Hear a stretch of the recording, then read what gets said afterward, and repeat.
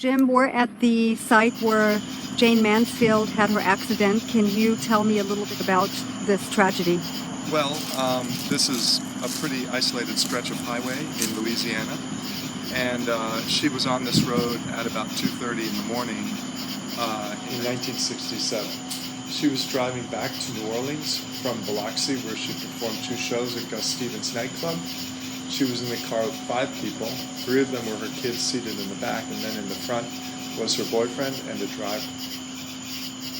And they came down off this bridge about a mile away, and suddenly on this road hit a bank of fog, which was really fog produced by a mosquito control truck.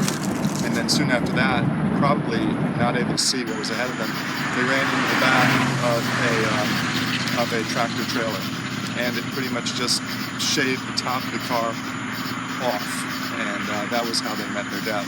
The children survived, but people in the front didn't. And what resulted from this accident?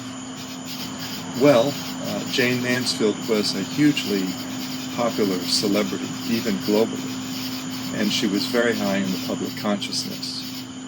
So her untimely death and the horrific way it occurred, with her family and her boyfriend and the driver all being part of the accident, and initial reports suggesting that she had been decapitated, prompted safety legislation in Washington to stop this sort of accident from happening again. After that, the NHTSA went through a series of proposals, and they finally enforced something called the Mansfield bar, which was put on the back of most tractor-trailer trucks throughout the country. Basically, it's a wide, heavy metal bar that is located low on the rear chassis of the truck, so that if a car rear-ends the truck, the car is blocked from sliding underneath the chassis of the truck and causing the kind of horrific accident that ended Jane Mansfield's life so early. It is amazing because we've driven quite a lot on highways, and often you'll see roadside memorials on country roads and highways, but one would never appreciate the significance this memorial to Jane Mansfield has.